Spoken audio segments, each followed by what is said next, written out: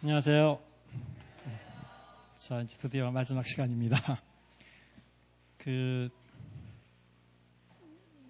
이렇게 보조로 제가 이렇게 프린트물을 나눠드렸는데,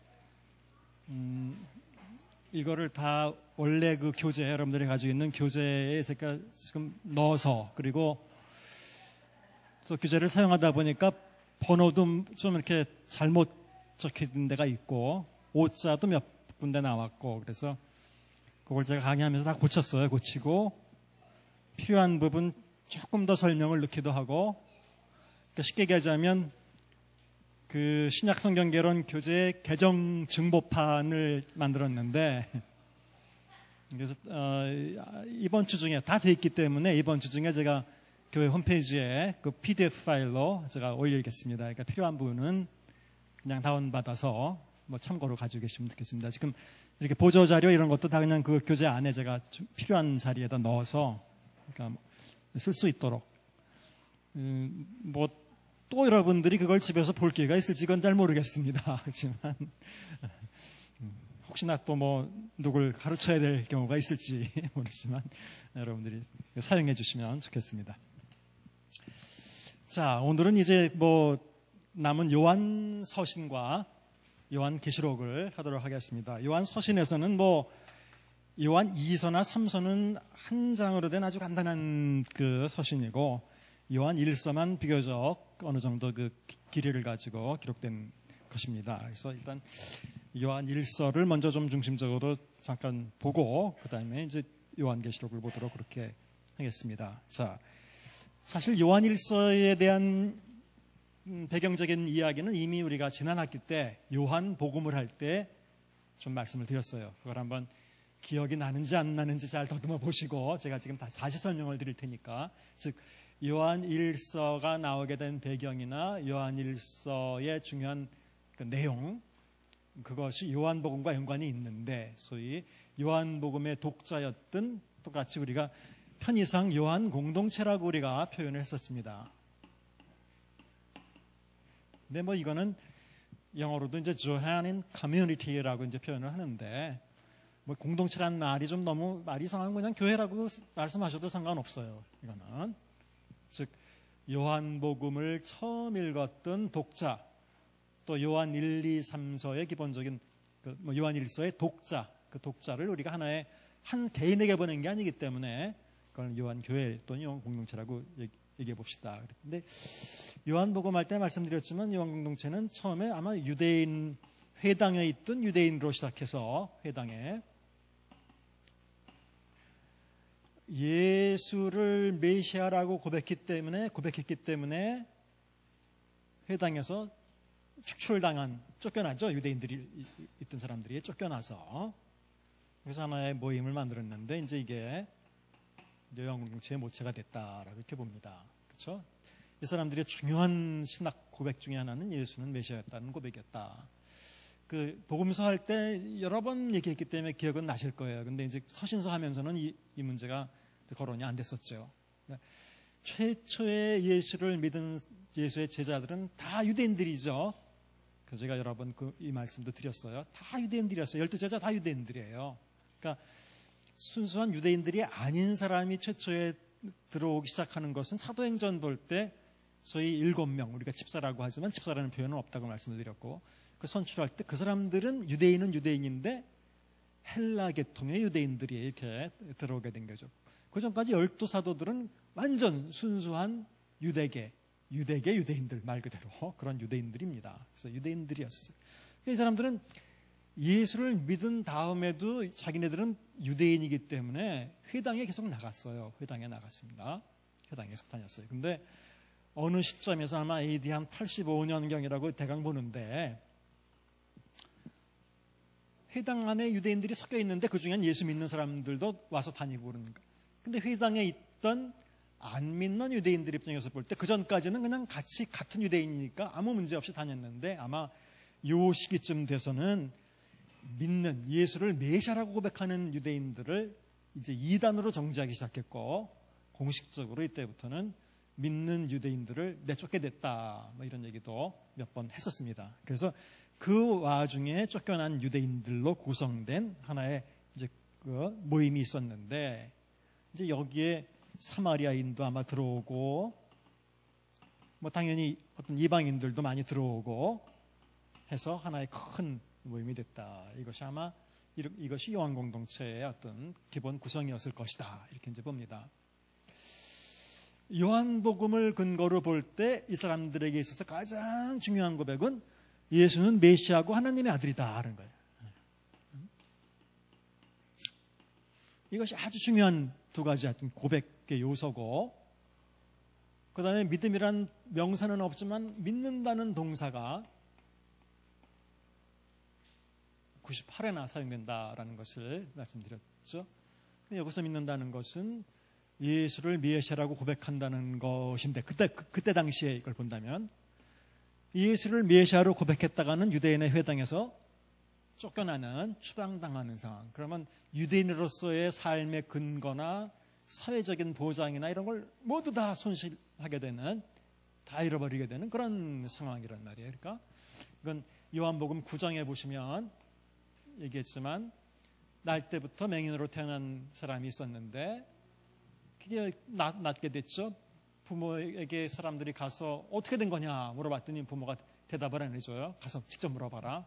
이유는 성경에 써 있기를, 이는 누구든지 예수를 고백하고 시인하는 사람들은 출교시키기로 결정을 했기 때문에 무서워서 그랬다라고 성경이 말하고 있죠. 그러니까 바로 그걸 잘 보시면 이때 시대 때 믿는다라는 얘기는 출교를 각오하고 사회적으로 완전히 고립되고, 그런 뭐 경제적으로도 고립되고, 뭐 완전히 그런 것들을 소외감을 경험하고 그 유대인 사회에서 완전히 추방되는 것을 어떻게 보면 의미하는 것인데, 그걸 각오하고 고백하는 것을 믿는다라고 사실은 표현한 거였었죠. 그래서 어쨌든 이 두 가지가 굉장히 중요한 문제였다. 그래서 믿음을 강조하고 하나님 아들과 예수 메시아를 믿는 그 믿음을 강하게 가질 것을 얘기했다. 근데 이 공동체는 소위 우리가 소종파였었다라고 말씀을 드렸어요.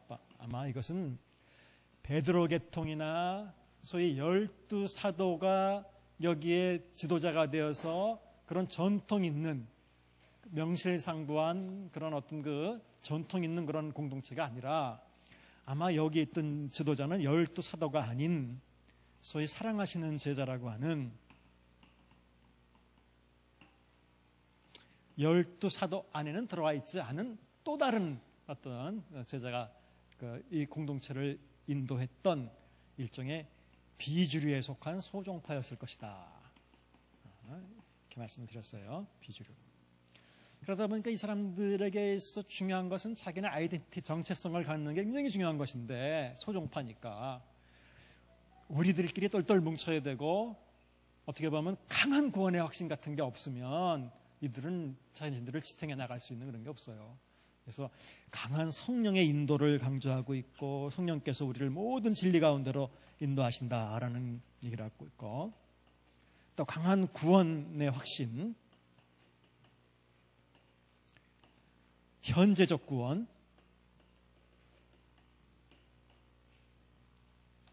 지금 구원 받았다 이러는 애매모호하게 미래에 받을 수 있을 것이다, 받을 것이다 이런 게 아니라, 이런 확실한 확신이 없다면 이 조그만 공동체를 유지하기 굉장히 어려웠을 것이다. 그래서 요한복음은 이런 강한 확신, 성령의 인도를 강조하고 있고 구원의 확신을, 현재적 구원을 강조하고 있는 거죠. 그래서 이렇게 이제 요한공동체가 진행됐어요.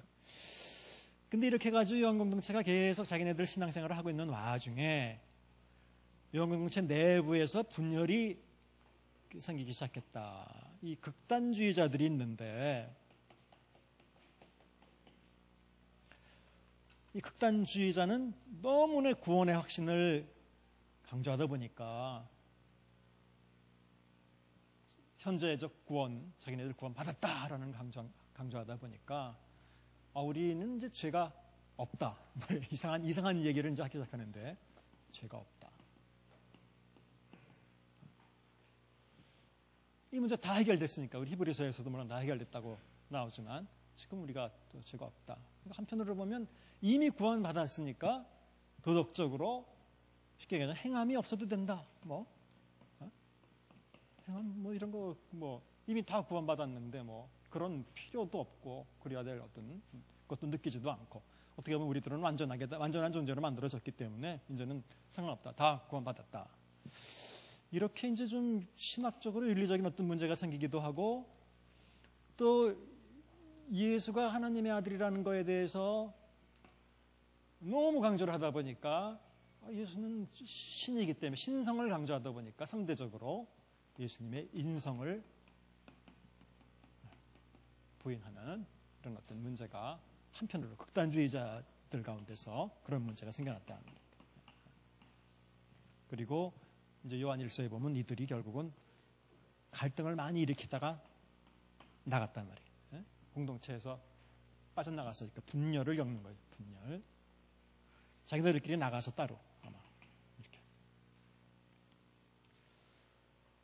바로 이제 요한일서에 이런 상황이 지금 반영되어 있다라고 볼 수 있습니다. 요한일서는 어떤 무리로부터 뛰어나간 사람도 있는데 이 사람들로 인해서 생긴 교회 안에 어떤 갈등이나 문제를 지금 다루고 있습니다. 근데 그 사람들의 잘못된 신앙이 바로 이렇게 행함이 없고 죄가 없다고 자기네들 뭐 스스로 선언한다든지 예수님은 인간으로 오신 분이 아니라든지 이런 좀 극단적인 신앙을 가진 그러니까 신학적으로도 문제이고 그 신학적인 문제가 윤리적으로도 문제이고 이런 문제를 해결하기 위해서 요한 일서를 보냈다라고 이렇게 볼 수 있습니다. 그래서 요한 일서에서 가장 많이 등장하는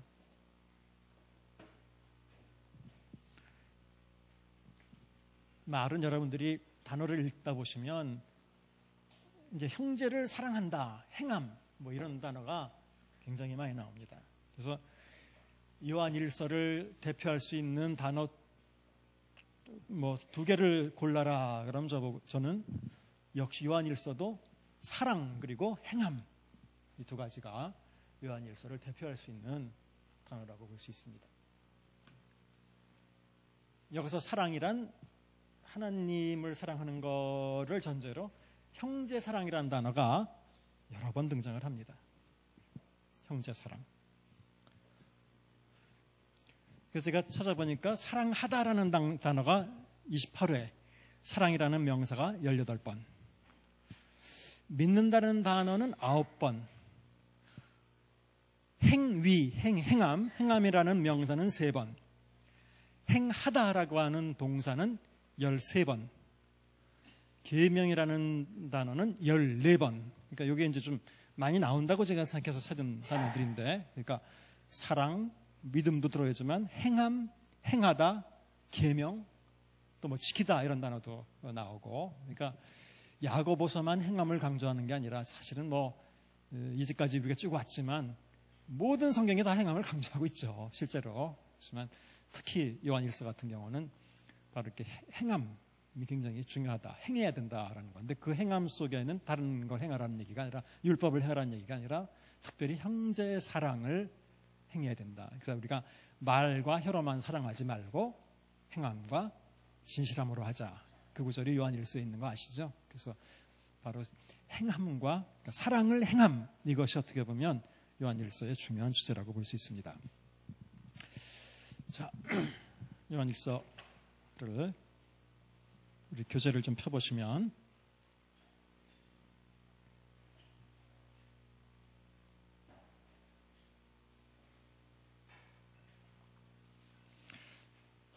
자, 거기 지금 설명드린 그 내용을 적어놨는데 배경 및 경위 88쪽 요한일서는 분열의 위기에 있는 요한 공동체에 보낸 편지로서 당시 요한 공동체는 요한복음에 나타난 것 같은 신앙을 가지고 있었는데 극단주의적인 자들에 의해서 신앙적, 윤리적 문제가 생겨나게 되었던 것으로 보인다. 그들은 예수의 신성을 지나치게 주장함으로써 상대적으로 예수의 인성을 부인하게 되었으며 자신들의 현재적 구원을 지나치게 강조함으로써 스스로 죄 없다고 자부하거나 윤리적 실천을 무시하는 태도를 보이게 되었다는 것이다. 따라서 요한일서의 저자는 그들에게 예수의 인성을 부인해서는 안 되며 죄를 인정하되 그것을 고백함으로써 사함을 받을 수 있다고 얘기하고 있으며 구원의 확신은 형제를 사랑함으로 확증받을 수 있다는 것을 강조하고 있다. 이처럼 요한일서는 요한복음에 대한 잘못된 이해를 수정해주며 보충해주고 있다. 제가 요한복음 할 때도 이 문제를 중요하게 제가 말씀을 드렸습니다. 우리가 요한복음만 가지고 있고 또 소위 복음주의적이라고 얘기할 경우에 이렇게 그 현재적 구원이나 구원의 확신을 얘기하는 경우가 많은데 그것이 가져올 수 있는 문제, 그것이 가지고 올 수 있는 한계, 거기에 대해서 어떻게 보면 잘 요한일서도 지적을 해주고 있습니다. 똑같은 문제죠. 우리도 이미 구원받았으니까 이미 천국 가니까 그 다음에 사람들이 보통 그렇게 얘기하잖아요. 믿음으로 구원은 얻은 거고 그 다음에 어떻게 행하느냐 이거에 따라서는 위에 가서 상의 정도가 달라지고 상의 뭐 이런 게 달라진다 뭐 이렇게들 보통 얘기를 하는데 나 상 좀 덜 받으면 되지 뭐 구원은 다 받았으니까 그러니까 뭐 특별히 열심히 뭐 안 살아도 되지 뭐 이렇게 얼마든지 생각할 수 있고 뭐 그런 얘기들을 많이 하죠. 그러니까 이런 문제에 대해서 어떻게 보면 똑같은 그 당시에 요한공동체와 똑같은 입장이다 이렇게 볼 수 있습니다. 그래서 그게 아니라는 겁니다. 여기서는 오히려 요한일서에서는 어떻게 해서 우리가 생명에 들어가느냐? 믿음으로 생명에 들어간다라고 말을 안 하고 우리가 형제를 사랑함으로 사망에서 옮겨 생명으로 들어간 줄을 알거니와 형제를 사랑하지 않는 사람들은 아직도 사망에 거하고 있는 거나 마찬가지다 이렇게 얘기합니다. 이게 그만큼 주변적인 문제가 아니라 이건 핵심적인 문제다. 그러니까 내가 사랑을 하느냐 안 하느냐, 형제를 사랑하느냐 안 하느냐 이런 문제가 문제의 중심에 있다는 거예요. 단순히 머리로 뭘 믿느냐 이런 문제가 아니라는 거죠. 자, 요한일서를 뭐 많이 읽으셨겠지만 잠깐 펴보시면 근데 사실 요한일서가 조금 어려운 부분이 있어요. 이제 읽다 보시면 그 부분은 몇 군데만 제가 조금 말씀을 드릴게요. 일단 이 뛰쳐나간 사람들, 나간 이단자들의 어떤 문제에 대해서 몇 가지를 얘기하고 있는데 6절에 보시면 1장 6절에 보시면 만일 우리가 하나님과 사귐이 있다고 하고 어둠에 행하면 그러니까 이것이 아마 그 뛰쳐나간 사람들 소위 그 분열해서 나간 극단주의자들이 말했던 말인 것 같아요. 우리는 하나님과 교제하고 있다 이렇게 말은 했던 것 같아요.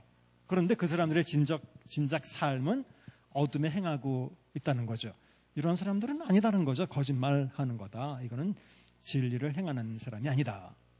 그 다음에 8절 보시면 또 그들이 했던 말이 만일 우리가 죄가 없다고 말하면 아마 그 사람들이 그렇게 얘기했던 것 같아요. 우리는 뭐 다 해결받았고 히브리서를 통해서도 우리가 완전한 하나님의 구속을 받았다는데 그렇다고 해서 우리가 지금 죄가 없는 건 아니잖아요. 그렇죠? 계속 죄를 짓잖아요.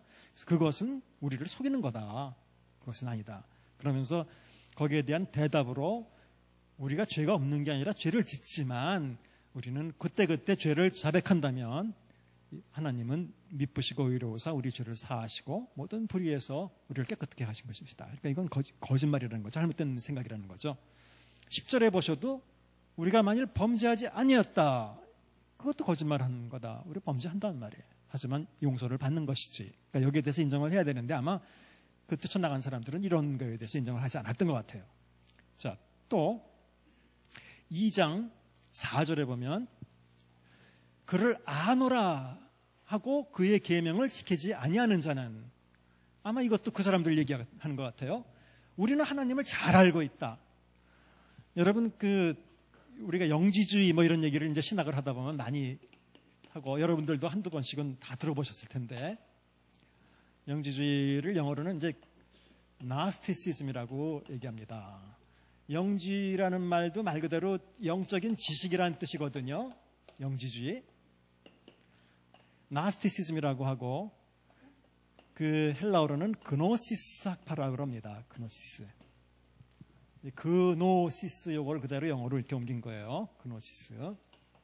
그노시스. 그노시스란 말은 그냥 지식이란 말이에요, 원래가. 그러니까 특별한 지식을 강조하는 그런 그 주의였다고 보는 거예요.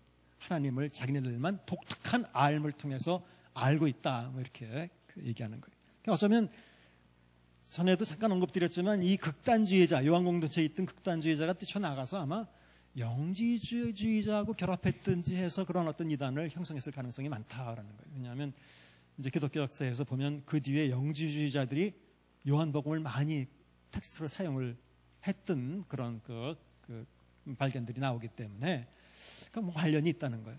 이 사람들 그러니까 하나님을 자기네들은 잘 알고 있다. 누구보다도 특별한 지식을 가지고 알고 있다고 강조했을 가능성이 많아요. 하지만 자기네들이 아무리 하나님을 알고 있다고 해도 그의 계명을 지키지 않는 사람들은 거짓말하는 사람이라고 지금 요한일서에서는 얘기하고 있습니다. 하나님을 안다면 계명을 똑바로 지키는 거가 정상이지, 자기네들은 하나님을 잘 알고 있다고 하면서도 실제적인 삶에서는 하나님의 계명을 지키지 않는다면 이것은 아니다 말이죠. 그 다음에 6절 계속 이제 그 사람들이 어떤 주장을 했는지를 말하고 있는 겁니다. 그의 안에 산다고 하는 자는, 우리는 하나님 안에서 살고 있다라고 말을 하고 있는데, 그가 행하는 대로 자기도 행할지니라. 그러니까 이제 요한복음과 비교해 본다면 요한일서에서는 믿는다는 단어보다 이렇게 행한다는 단어가 훨씬 더 많이 사용되고 있어요. 아까 말씀드렸지만 믿는다라고 하는 동사는 9번, 행하다라는 동사는 13번이 요한일서에서 사용되어 있어요. 행함이라는 명사도 3번, 계명이라는 그 명사는 14번. 그러니까 계명을 지키는 것, 하나님의 예수님의 계명을 지키는 것, 이것이 전체 요한일서를 쭉 이제 이끌고 가는 겁니다. 그 다음에 다시 또 봅시다. 9절, 2장 9절. 빛 가운데 있다 하면서, 그 사람들은 아마 우리는 빛 가운데 있고 하나님 안에 거하고 있다, 자기들 입으로는 다 그렇게 시인을 했을 겁니다. 하면서 그 형제를 미워하는 자는 지금까지 어둠에 있는 자다라고 얘기를 하고 있습니다. 그래서 이제 이 부분까지는 계속 그 극단주의자들, 쳐나간 극단주의자들이 어떤 주장을, 잘못된 주장을 했고 그것이 어떻게 잘못됐는지를 저자가 지적을 하고 있다고 이렇게 볼 수 있습니다. 자, 뭐 이제 조금 지나서 이 요한일서의 저자는 이 사람들이 이렇게 이단적인 사상을 가진 사람들이 나타난 것을 적그리스도라고 사실 표현해요. 18절, 2장 18절. 아이들아, 지금은 마지막 때라. 자, 이 문제는 지난주에도 말씀드렸고, 지난 학기에도 계속 말씀드렸고, 초기 기독교인들은 항상 예수님이 곧 오신다라는 생각을 가지고 살았다는 거예요. 계속 바울도 그랬기 때문에 혼자 된 사람들이 처녀가 그냥 결혼 안 하는 게 더 좀 나을 수도 있겠다라는 제안을 이제 했죠. 곧 뭐 종말이 오고 그럴 텐데 언제 사람 만나서 그 사람 알고 사귀고 뭐 하느냐 말이야. 시간적으로 볼 때. 지금 요한일서의 저자도 마찬가지. 지금은 마지막 때라. 적그리스도가 오리라는 말을 너희가 들은 것과 같이 지금도 많은 적그리스도가 일어났으니 그러므로 우리가 마지막 때인 줄 아노라. 이게 2번이나 마지막 때라는 말씀을 하고 있습니다. 더더군다나 시간적으로 볼 때 요한일서는 아마 최소한 AD 90년 정도는 돼서야 쓰여진 책일 텐데, 그러니까 뭐 예수님 시대를 본다면 그때 아주 오래 산 예수님과 동일한 나이를 가진 사람이라면 오래 살고 있는 사람들이 생존해 있을 때니까, 그러니까 거의 뭐 어떻게 한 세대가 이제 지나가거나 갈 때의 상황이죠. 그러니까 더더욱 이 사람들은 이제 마지막 때라고 생각했을 거예요. 자기네들이 살아있는 동안 예수님이 오실 거라고 생각했기 때문에. 제가 이 부분을 읽는 이유는 이것이 바로 요한계시록과 연결이 되기 때문에 이제 앞으로 말씀드릴, 그 시대 사람들은 그렇게 자기네 당대에 종말이 올 것을 보통은 생각하고 있었다라는 거예요. 그러니까 그런 것을 기억하셔야 돼요. 19절, 그들이 우리에게서 나갔으니 우리에게 속하지 아니하였으니 만일 우리에게 속하였다라면 우리와 함께 거하였으리라. 뭐 이렇게 나오는 것은 뭐 이 사람들이, 극단주의자들이 요한공동체에서 뛰쳐나가서 자기네들이 모임을 따로 하고 있죠. 나갔다는 거는 저자가 볼 때는 우리 공동체에 원래부터 속해 있지 않았던 거라고 이렇게 표현하는 겁니다. 그 사람들이 진짜 진정한 우리 공동체의 일원이었다면 나가지 않았을 거다, 이런 얘기죠. 나갔다는 것은 원래부터 그 사람들은 우리하고는 다른 사람이었다는 것을 보여준다, 이런 얘기입니다. 22절, 거짓말하는 자가 누구냐? 예수께서 그리스도이심을 부인하는 자가 아니냐. 그러니까 적그리스도라고 얘기를 하는 거죠. 예수 그리스도의 그 인성을 부인하면서 예수 그리스도를 부인하는 거죠. 자, 이렇게 쭉 이제 넘어가서 3장에 가보시면 이제 하나님의 자녀는 어떤 삶을 살아야 되는가라는 얘기가 나오는데, 이제 여기서 좀 말이 좀 어려워요. 3장 4절에 보시면, 죄를 짓는 자마다 불법을 행하나니 죄는 불법이라. 뭐 당연하죠. 근데 이제 죄를 짓는 자는 바로 8절에 가보면 마귀에 속하나니 마귀는 처음부터 범죄함이라 이런 얘기가 나와요. 근데 9절 하나님께로서부터 난 자마다 죄를 짓지 아니하나니 이는 하나님의 씨가 그 속에 거하며 그도 범죄하지 못하는 것은 하나님께로부터 났습니다. 이 구절이 좀 어려워요. 왜 어렵는지는 여러분들 읽으면서 금방 느끼실 거예요. 우리가 죄를 짓죠. 그렇죠, 누구나. 그럼 여기 말씀대로 근거한다면 죄를 짓는 사람들은 마귀에게 속한 사람이라고 얘기하고 있고, 이건 뭐 하나님께 속한 사람이 아니라고 얘기하고 있는데, 그렇다면 이게 도대체 혼란스럽지 않느냐. 앞에는 누구나 다 죄를 짓는다라는 것을 전제하고 말씀을 하면서 여기서는 죄를 짓는 사람들은 마귀에 속했다 얘기하니까 이게 도대체 그럼 모두가 다 마귀에게 속한 거냐, 죄를 안 짓는 사람이 어디 있느냐. 그런데 일단 4절에 죄를 짓는 자마다 불법을 행하나니라고 하는데, 사실 그 헬라어 표현해 보면 죄를 짓는다라고 할 때 소위 그 정관사가 붙어 있어요. 텐 하말티안이라고 정관사가, 영어로 표현하자면 the sin이라고 돼 있어요. 그러니까 우리말로 그 대화 명확하게 표현하자면 그 죄라는 표현이죠, 여기서는. 그래서 일반적인 어떤 죄를 말하고 있는 것 같지 않고 the sin, 그 죄를 짓는 자마다. 그 죄는 뭐냐? 앞에 문맥으로 볼 때 바로 이 적그리스도라고 표현한 그 사람들이 짓는 예수님을 부인하거나 자기가 죄 없다고 하거나 뭐 이렇게, 그래서 이단처럼 그 공동체에서 뛰쳐나간 이런 극단주의자들의 죄. 결국 한편으로는 이게 이제 배교죠, 배교. 그 신앙을 완전히 던져버린, 포기한 그런, 이런 기독교 신앙을 포기한 그런 사람들을 가리키는 거죠. 아마도 여기서 말하고 있는 죄를 짓는다라는 표현은 아마 그 시대에 그 사람들을 가리켰던 말이라고 하는 게 훨씬 더 문맥상으로 맞습니다. 그러니까 그런 죄를 짓는 사람들. 그런 사람들은 형제를 사랑하는 사람들이 아니죠. 그 신학적인 이유 때문에 아마 당연히 니들이 틀렸을 거라고 아마 그 책망을 했겠고 자기네들이 옳다라고 하면서 뛰쳐나갔겠죠. 그러니까 그 사람들이 하던 죄에 대한 문제를 말하고 있는 것 같습니다.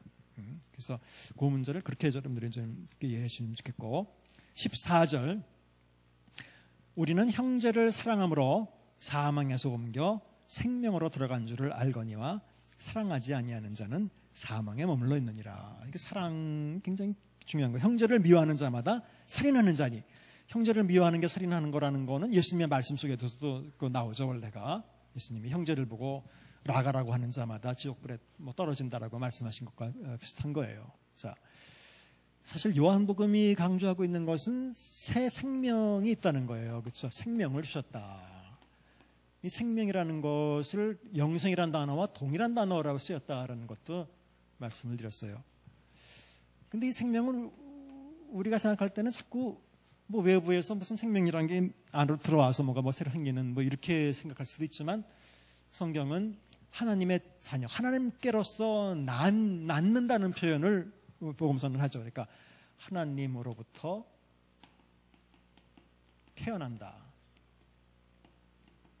이건 뭐 영적으로 태어나는 것을 당연히 의미하는 거죠. 니고데모 얘기를 통해서 우리가 알 수 있지만, 육으로 난 것은 육이고 영으로 난 것은 영이다. 영적으로 우리가 어떻게 보면 우리가 피부로 감정으로 느끼진 못해도 믿는 순간 하나님으로부터 태어난다. 그래서 그걸 하나님으로부터 인간으로 태어날 때는 부모로부터 그런 육적인 생명을 받은 것처럼 영적으로 태어난다는 것은 하나님으로부터 이렇게 영적인 생명을 또 부여받는 것이다. 즉 이것은 하나님적인, 이런 표현은 없지만 하나님적인 생명이다. 그래서 이 생명의 특징은 물론 당연히 생명은 뭐 자라가야 되고 이런 것도 특징이지만, 하나님의 속성을 잘 떼야지 유전이 되면 그 유전을 그대로 받아야 되는 거 아닙니까? 인간들의 생명을 받았으면 인간처럼 사는 거고, 하나님의 생명을 받았으면 하나님처럼 사는 건데, 하나님의 속성을 잘 표현해야 된다 말이에요. 근데 요한복음이나 이런 데서 말하고 있는 하나님의 속성 중에 가장 중요한 것은 사랑이다 말이에요. 이것은 요한 1서도 그렇고 하나님은 사랑이시다. 그러나 하나님으로부터 영생이 생명이고 하나님의 생명을 받은 사람의 가장 대표적으로 그 사람의 특징은, 그 사람의 삶의 특징은 사랑이라고 표현할 수 있단 말이에요. 이것이 있느냐 없느냐에 따라서 그걸 보고 열매를 보고 하는 것처럼 이건 정말 하나님의 생명을 받은 사람이구나 아니구나 그걸 알 수 있는 거라는 거죠. 그래서 요한복음이나 요한일서나 바로 이렇게 하나님께 생명을 받은 사람, 상자를 사랑함으로 사망에서 옮겨 생명으로 들어간 줄을 안다. 16절, 그가 우리를 위하여 목숨을 버리셨으니 우리가 이로써 사랑을 알고 우리 형제들을 위하여 목숨을 버리는 것이 마땅하다. 어쩌면 뭐 다른 여러 가지 사랑이 있겠지만 이 기독교 공동체 안에서 아직도 유대인들로부터 어떤 일종의 핍박을 받고 있고 또 세상이 자기네들을 다 미워한다라는 표현을 요한복음에서 하는 걸 보면 그 외에 유대인들뿐 아니라 그 외에 일반적인 박해도 받고 있는 상황에서 이 사람들이 서로 뭉치지 않으면 살아나갈 수 없는 상황이죠. 이 조그만 공동체가. 그 중에 일부는 이미 떨어져 나갔고 이 사람들에게 있어서 사랑이라는 의미가 뭘까? 핍박 때문에 도망가는 건 사랑이 아니자. 자기네들 어떤 입장에서 볼 때 형제를 자기네 주어진 형제들을 사랑하고 하나가 되고 뭉치고 이런 거야말로 사랑을 가장 잘 표현하는 방법이라고 아마 인식했던 것 같습니다. 그래서 여기서는 형제 사랑이라는 것이 굉장히 중요하게 나옵니다. 18절, 자녀들아 우리가 말과 서로만 사랑하지 말고 행함과 진실함으로 하자. 말과 혀로만 하지 말고. 네. 그리고 계속해서 그 계명을 지킨다라는 거예요. 계명을 지킨다. 22절 계명, 23절 예수님의 계명은 서로 사랑할 것이다라는 계명이다라는 거예요. 그 다음에 다시 또 이제 적그리스도에 대한 문제를 언급을 하는데 4장에 가면 4장 2절 보면 이로써 너희가 하나님의 영을 알지니 곧 예수 그리스도께서 육체로 오신 것을 시인하는 자마다 하나님께 속한 것이요. 예수를 시인하지 않으냐는 영마다 하나님께 속한 것이 아니니. 이건 뭐 그 시대에 바로 영지주의 같은 이 그 뛰쳐나간 그 이단들에 대해서 하는 이야기를 볼 수 있습니다. 자, 다시 이제 하나님은 사랑이라는 얘기를 또 강조합니다. 7절, 사랑하는 자들아 우리가 서로 사랑하자. 사랑은 하나님께 속한 것이니 사랑하는 자마다 하나님부터 나서 하나님을 알고 사랑하지 아니하는 자는 하나님을 알지 못하나니 이는 하나님은 사랑이심이라. 이건 뭐 기독교의 표지도 사랑이고 이건 요한만 강조한 게 아니라 예수님도 강조하신 것이고 하나님을 사랑하고 이웃을 사랑하는 게 모든 계명이라고 얘기했고 그 다음에 사랑이 제일이라고 표현한 것도 바울도 그랬고 요한도 그랬고 어떻게 보면 신약 성경 전체가 하나로 분명하게 말하고 있는 것은 기독교의 본질, 하나님의 본질은 사랑이라는 거예요. 사랑이라는 거예요. 이건 아무도 부인할 수 없는 걸 거예요. 그러니까 저 사람이 기독교인이냐 아니냐를 그럼 또 이렇게 표현해 본다면 어떤 사람이 기독교인이냐 아니냐를 볼 수 있는 저 사람이 진짜 기독교인이다 이런 것들을 확인할 수 있는 가장 대표적인 가장 중심적인 표지는 사랑이라고 말해야 정상이죠. 우리가 만약 신약을 제대로 안다면 그러니까 저 사람이 기독교인이다라는 것을 말해주는 가장 본질적이고 중심적인 표지는 사랑이다. 저 사람이 기도하느냐? 저 사람이 교회 가느냐? 저 사람이 성경 몇 구절 알고 있느냐? 암송하느냐? 네? 그래, 저 사람이 전도하느냐? 뭐 이런 거는 둘째 문제. 그건 둘째 문제. 더 본질적인 문제는 사랑하느냐라는 거예요. 네. 이게 정말 중요한 거예요. 그러니까 바울도 사랑이 없으면 아무 소용없다 그래. 자기 몸을 불사르게 내어줄지 아무 산을 넘길 만한 믿음이 있어도 소용없다. 그러면 본질이 기독교의 본질이 하나님의 사랑이시고 기독교의 본질이 사랑이기 때문에 그래요. 그러니까 이게 본질적인 것과 주변적인 것, 본질적인 것과 비본질적인 것이 혼동되면 그때부터 기독교인의 삶은 정말 완전히 엉망진창이 되는 겁니다. 아무리 겉으로 볼 때 이렇게 뭐 열심히 하고 많은 것을 하는 있다고 생각을 해도 그렇지 않을 수 있죠. 이 본질을 잃어버리면 아무 소용없는 거죠. 그 껍데기라는 게. 본질이 있으면 그 다음에는 그 껍데기가 형식이라는 게 굉장히 중요하게 적용할 수 있을지 몰라도. 그래서 이 문제에 대해서 어쨌든 간에 이 요한일서는 아주 중요하게 이것은 하나님도 사랑이시고 본질이 그러니까 진짜 하나님적인 생명을 받고 거듭났다라고 하는 사람들이라면 이게 나타나야 되는 거지. 이게 나타나면 안 된다 말이에요. 뭐 헌금을 단순히 많이 드리느냐, 뭐 이런 문제가 아니라는 거예요. 아주 본질적인 문제, 사랑이느냐. 그리고 그 사랑이라는 것은 일단 형제 사랑이고, 그것은 예수님이 목숨을 드린 것처럼 정말 죽음으로까지 사랑하는 그런 사랑이어야 한다라는 것을 얘기하고 있습니다.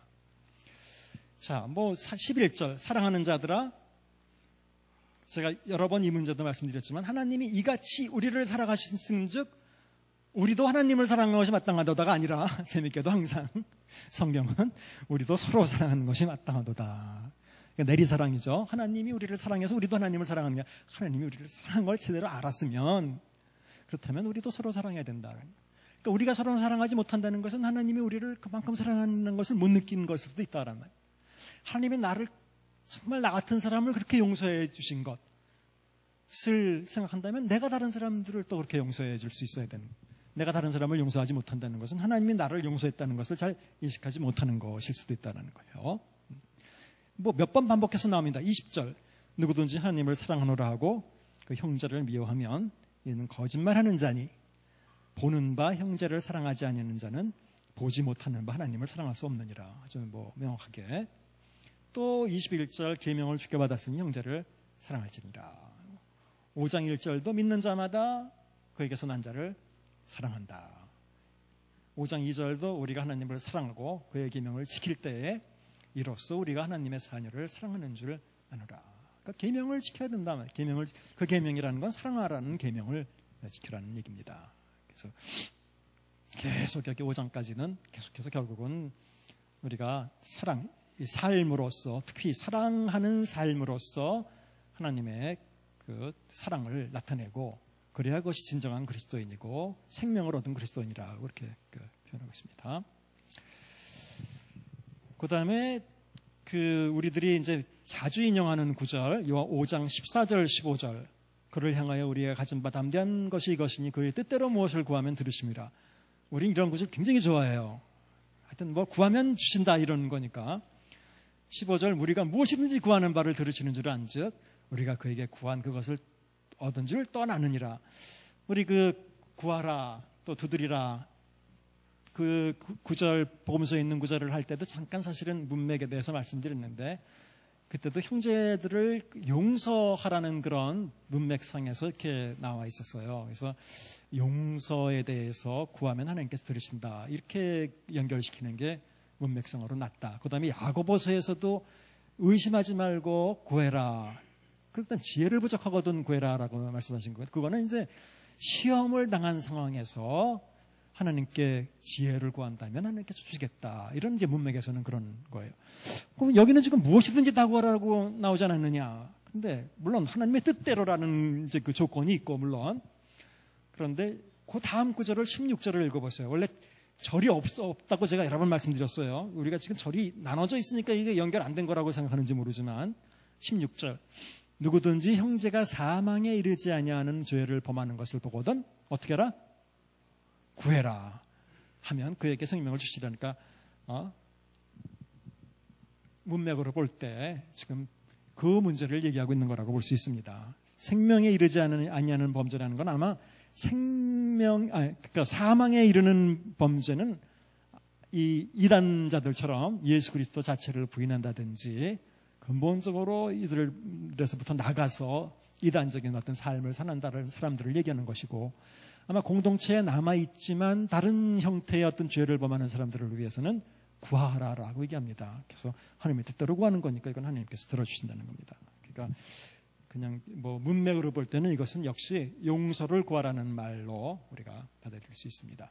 그래서 전체적으로 지금 보신 바와 같이 요한일서는 바로 그렇게 요한 공동체에서 뛰쳐나간 이단자들, 예수를 부인하고 또 행함이나 윤리적으로 사랑이 없고 그런 사람들을 대상으로 참 기독교인, 참 하나님의 그 말씀을 지키는 삶이 어떤 것인지를 보여주고 있습니다. 전체적으로는 사랑과 행함, 이 두 가지가 중요한 그 단어로 등장을 하고 있습니다.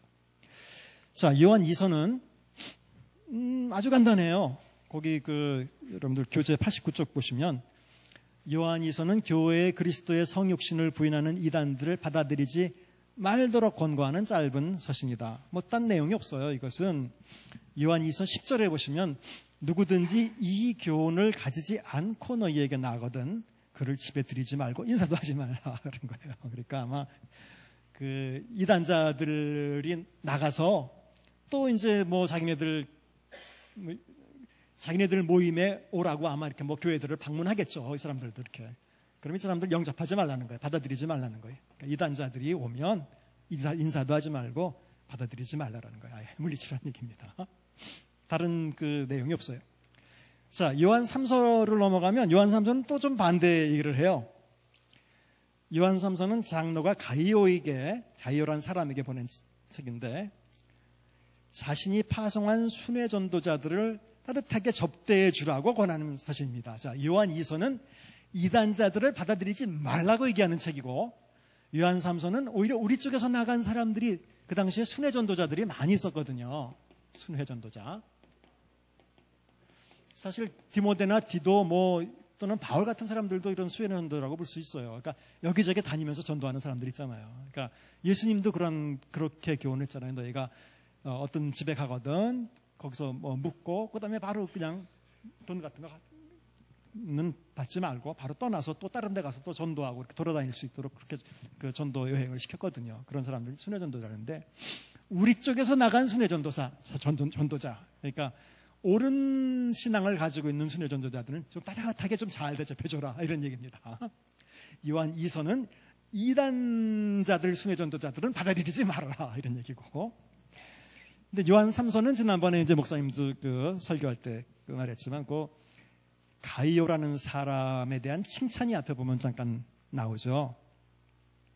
가이오 1절에 보면 내가 참으로 사랑하는 자 굉장히 요한 3서의 저자가 요한이라고 그냥 가정을 한다면 요한 3서의 저자가 굉장히 따뜻한 마음을 갖고 있어요. 또 부를 때 2절에서도 사랑하는 자요 이렇게 부르죠. 얼마나 이 사람이 사랑할 만한 사람이었는지를 알 수 있죠. 내 영혼이 잘됨 같이라는 표현은 이건 현재형으로 되어 있어요. 내 영혼이 현재 잘 되어 있는 것처럼 그러니까 신앙이 지금 이 사람은 참 아름다운 신앙 훌륭한 신앙을 갖고 있어요. 저자가 볼 때. 그런데 보니까 잘 모르지만 범사는 뭐가 안 되는지는 모르겠지만 강권한다는 것도 정확하게 여기서 나오진 않았지만 가이오라는 사람이 현재 그 건강에 문제가 있었는지 아닌지 그건 이제 정확하게는 몰라요. 하지만 어쨌든 그 사람의 영적인 문제를 본다면 너무너무 이 사람이 훌륭한 사람이에요. 그러니까 내 영혼을 보니까 너무너무 훌륭하다. 잘 돼서 참 칭찬을 해요. 그런 것처럼 네 어떤 모든 삶이 다 하나님 안에서 잘 되고 또 육체도 건강하기를 원한다. 이런 얘기예요. 하지만 이건 가이오에게 한 얘기죠. 그렇죠? 모든 사람이 무조건 삼박자구원 영혼이 잘 되고 너 모두 잘 되고 모두 잘 되고 잘 되라 이런 얘기가 아니에요. 이거는 영혼이 이미 잘 돼 있는 사람에게 이것도 이렇게 됐으면 좋겠다라고 그 표현을 한 하나의 간구죠. 그냥 개인을 위한 어떻게 보면 간구예요. 의외로 이렇게 범사가 잘 되고 이런 표현도 그래 범사가 잘 된다는 거는 우리가 생각할 때는 오늘도 이렇게 목사님이 그런 말씀 하셨지만 돈 많이 벌고 이런 거 아니냐 그런 얘기 하는 거 아니냐. 그런데 우리 생각이죠. 잘 된다는 기준이 뭐냐면 잘 되고 이게 하나님 편에서 보는 편에서의 well-being이지 이것이 이게 우리가 생각하는 우리 기대대로 되는 것을 말하는 것은 아니단 말이에요. 그러니까 이런 구절들을 읽을 때 조심해야 돼요. 과거부터 이게 어떤 교단에서 아주 중요한 구절로 쓰였잖아요. 그래서 삼박자구원이라 그래서 이것이 그래서 그게 아니라 이것은 일단 가이오게 한 것이고 더 중요한 것은 영혼이 너무 잘 돼 있으니까 그 사람에게 다른 것도 다 하나님이 원하시는 대로 잘 됐으면 좋겠다라고 기원한 그런 얘기입니다. 뿐만 아니라 뭐가 잘 됐느냐 이 사람 영혼이. 잘 보면 3절을 보시면 형제들이 와서 내게 있는 진리를 증언하되 내가 진리 안에서 행한다 하니 내가 심히 기뻐. 그게 있어. 이 사람이 영혼이 이미 잘 돼 있어요. 진리 안에서 행하고 있는 사람이, 이 사람은 행함이 있는 사람입니다. 내가 자녀들이 진리 안에서 행한다는 것보다 더 기쁜 것은 없다 말이까. 그 다음에 6절, 그들이 교회 앞에서 너의 사랑을 증언하였느니라. 그러니까 나그네 된 사람들, 순회 전도자들이 이미 가서 너무 환대를 많이 받고 그 사랑을 많이 받고 와서 다 증언해 줬단 말이에요. 얼마나 그 사람이 사랑이 넘치는 사람인지. 그렇게 훌륭한 삶을 살았던 사람이에요. 그러니까 다른 사람들을 보냈을 때도 그 사람들 이렇게 가이오가 계속 받아들인 것처럼 다른 교회, 우리가 보내는 다른 사람들도 잘 받아들여주면 좋겠다. 그 잘 받아들여주지 않았던 교회도 있어요. 그 밑에 있는 교회들 중에서, 요한 공동체하고 관련된 교회들 중에서 9절 보시면, 내가 두어 자를 교회를 위해 썼으나 그들 중에 으뜸되기를 좋아하는 디오드레베가 우리를 맞아들이지 아니하니. 이렇게 보면. 이 사람은 이것 때문에 성경에 올라서 2000년 동안 계속 이름이 공개되는, 실명이 공개되는 참 디오드레베는 우리를 자기네들을 맞아주지 않았던 것 때문에 지금 여기 올라와서 성경에 계속 이름이 공개되어 있는 상황이에요. 이 사람들은. 근데 어떻게 그걸 평가했냐면 저자는 으뜸되기를 좋아하기 때문에 그랬다라고 얘기를 해요. 그러니까 조그맣게 교회들이 지금 그 요한 공동체가 있고 관련된 교회들이 이렇게 뭐 있잖아요. 지교회는 아니더라도 같은 신앙을 가지고 생활하는 교회들이 있잖아요. 그럼 순회 전도자들이 방문합니다. 이렇게 쭉 방문을 해요. 근데 디오드레베는 안 받아들였다는 거예요, 이거를. 그냥 뭐 우리가 뭐 니네들 받아들여야 될 이유가 있느냐? 이유는 으뜸되기를 좋아하기 때문에. 우리는 내가 왕인데 이 교회에서 니네들이 와서 무슨 간섭하고 뭐 우리 그런 거 싫다 말이에요. 그러니까 받아들이지 않았다는. 그러니까 여기서도 이렇게 서로 협조하지 않고 독립되게 자기네들이 최고라고 이렇게 생각하면서 하는 그런 사람들도 있었다는 거예요. 어쨌든 요한 3서는 가이오에게 그런 사람들을, 순회 전도자들을 잘 받아들이도록 요구하는 그런 책입니다. 자, 한 5분만 쉬었다가 요한계시록을 하도록 하겠습니다.